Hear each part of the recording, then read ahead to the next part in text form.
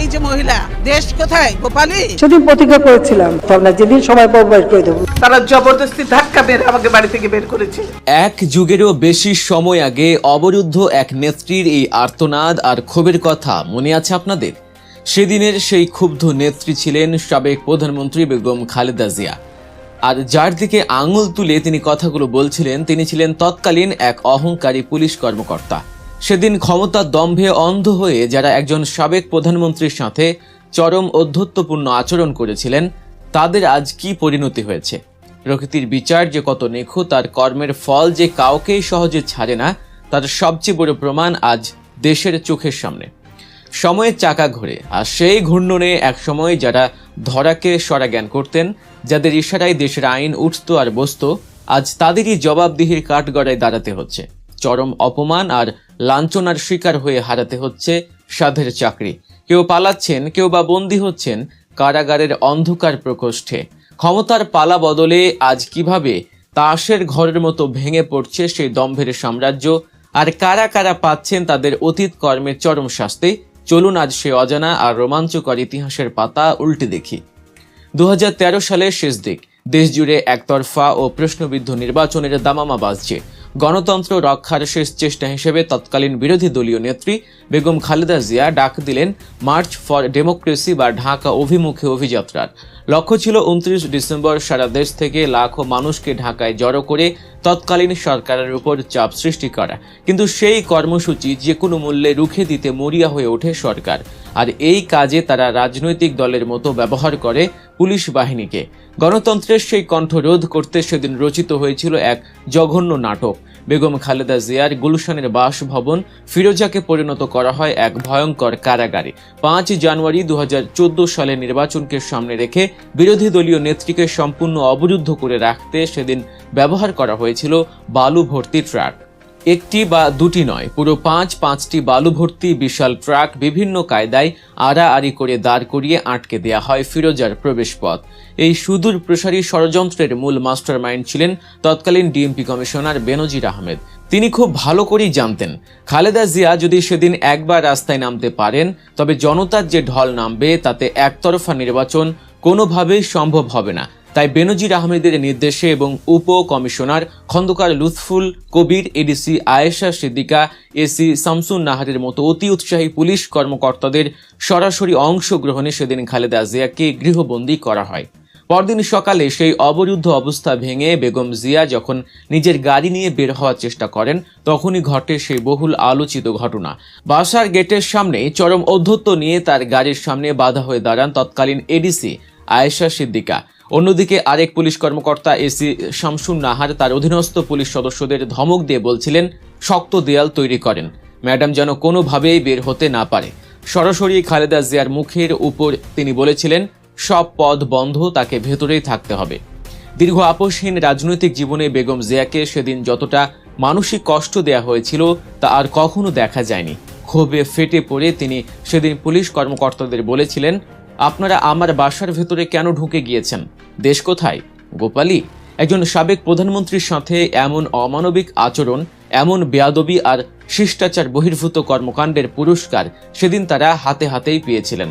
তৎকালীন সরকার তাদেরকে পুরস্কৃত করতে একটুও কার্পণ্য করেনি। বেনজির আহমেদ ক্ষমতার অপব্যবহার করে র্যাব প্রধান এবং পরবর্তীতে পুলিশের সর্বোচ্চ পদ আইজিপি হয়েছিলেন। গড়ে তুলেছিলেন হাজার হাজার কোটি টাকার অবৈধ সম্পদের পাহাড়। আজ তিনি দুর্নীতির দায়ে দেশান্তরী। অন্যদিকে সেদিন খালেদা জিয়ার সাথে অধ্যত্ত দেখানো শামসুন নাহার রাতারাতি সরকারের গুড বুকে চলে যান। পুরস্কার হিসেবে তিনি চাঁদপুর এবং গাজীপুরের মতো গুরুত্বপূর্ণ জেলার এসপি বা পুলিশ সুপারের দায়িত্ব পান। দাপটের সাথে চাকরি জীবন পার করে তিনি অতিরিক্ত ডিআইজি পদেও পদোন্নতি লাভ করেন। একইভাবে এডিসি আয়েশা সিদ্দিকাকে অত্যন্ত গুরুত্বপূর্ণ জেলার এসপি বানানো হয়। পরবর্তীতে তিনিও অতিরিক্ত ডিআইজি পদে পদোন্নতি পান। খন্দকার লুৎফুল কবিরকে পুরস্কৃত করে গাজীপুর মহানগর পুলিশ কমিশনার বানানো হয় এবং পরে অতিরিক্ত আইজিপি করা হয়। কিন্তু ক্ষমতার দম্ভ যে চিরস্থায়ী নয় তা তারা ভুলে গিয়েছিলেন। রাজনৈতিক পট পরিবর্তনের পর আজ সেই দাপুটে কর্মকর্তাদের কপালে জুটেছে চরম অপমান।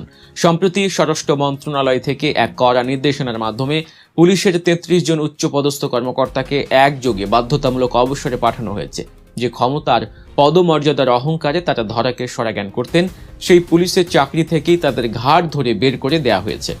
এই বাধ্যতামূলক অবসরের তালিকায় রয়েছেন খন্দকার লুৎফুল কবির এবং সেই শামসুন নাহার। এছাড়াও রয়েছেন 14 জন ডিআইজি, 18 জন অতিরিক্ত ডিআইজি এবং একজন পুলিশ সুপার। এদের অতীত ঘাঁটলে দেখা যায় এরা প্রায় সবাই 2018 সালের চরম বিতর্কিত রাতের ভোটের নির্বাচনে বিভিন্ন জেলার এসপি বা মহানগর পুলিশের ডিসি হিসেবে দায়িত্ব পালন করেছিলেন। রাতের অন্ধকারে ভোট বাক্স ভরার সেই মাস্টার প্ল্যান বাস্তবায়নে এদের ভূমিকাটাই ছিল সবচেয়ে বেশি। বিরোধী দলের নেতাকর্মীদের উপর দমন পীড়ন চালিয়ে ভোটের মাঠ পুরোপুরি ফাঁকা করে দিয়েছিলেন তারা। আর সেই পাতানো নির্বাচন উপহার দেওয়ার বিনিময়ে তারা পেয়েছিলেন নগদ পুরস্কার, প্রমোশন আর ক্ষমতার দাপট। এই চাকরি হারানো কর্মকর্তাদের অনেকেই ছাত্র জীবনে ছিলেন বিশ্ববিদ্যালয়ের দাপুটে ছাত্রনেতা। নিজেদের আসল রাজনৈতিক পরিচয় লুকিয়ে তারা চাকরিতে যোগ দিয়েছিলেন, কিন্তু যখনই তাদের পছন্দের সরকার ক্ষমতায় পোক্ত হলো তখন থেকেই তারা নিজেদের আসল রূপ দেখাতে শুরু করেন। তারা ভুলে গিয়েছিলেন যে তারা প্রজাতন্ত্রের কর্মচারী, কোনো নির্দিষ্ট রাজনৈতিক দলের ক্যাডার নন। এই তালিকায় থাকা আরেক আলোচিত নাম ডিআইজি মোল্লা নজরুল ইসলাম। ছাত্রজীবনে ঢাকা বিশ্ববিদ্যালয়ের বড় পদে রাজনীতি করা এই কর্মকর্তা কর্মজীবনে কতটা বেপরোয়া ছিলেন তার প্রমাণ মেলে নানা ঘটনায়। 2013 সালে ডিএমপি ডিবিতে ডিসি থাকাকালীন তার বিরুদ্ধে এক ব্যবসায়ীকে আটকে রেখে জোর করে ব্যাংকে হিসাব থেকে 1 কোটি টাকা ঘুষ নেয়ার অভিযোগ উঠেছিল। এখানেই শেষ নয়, গাজীপুর মেট্রোপলিটন পুলিশের কমিশনার পদে বসার জন্য তিনি তৎকালীন স্বরাষ্ট্রমন্ত্রী আসাদুজ্জামান খান কামাল এবং তার চক্রকে গুনে গুনে 5 কোটি টাকা ঘুষ দিয়েছিলেন। বস্তায় করে নগদ টাকা এবং চেকের মাধ্যমে সাবেক স্বরাষ্ট্রমন্ত্রীর ফার্মগেটের বাসায় সেই টাকা পৌঁছে দেওয়া হয়েছিল। ছাত্র জনতার গণ অভ্যুত্থানের পর এই চরম দুর্নীতিবাজ কর্মকর্তা এখন গ্রেফতার হয়ে কারাবন্দী অবস্থায় কারাগারে আছেন। আরেক কীর্তিমানের নাম শ্যামল কুমার নাথ। কক্সবাজারের পুলিশ সুপার হিসেবে দায়িত্ব পালনের সময় সেখানে এক নজিরবিহীন ঘটনা ঘটেছিল। স্বয়ং পুলিশ সদস্যরাই সরাসরি ইয়াবা চোরা কারবারের সাথে জড়িয়ে পড়েছিলেন। এসপি হিসেবে তার চরম গাফিলতি এবং টাকার প্রতি লোভের কারণেই পুরো কক্সবাজার তখন মাদকের স্বর্গরাজ্যে পরিণত হয়েছিল।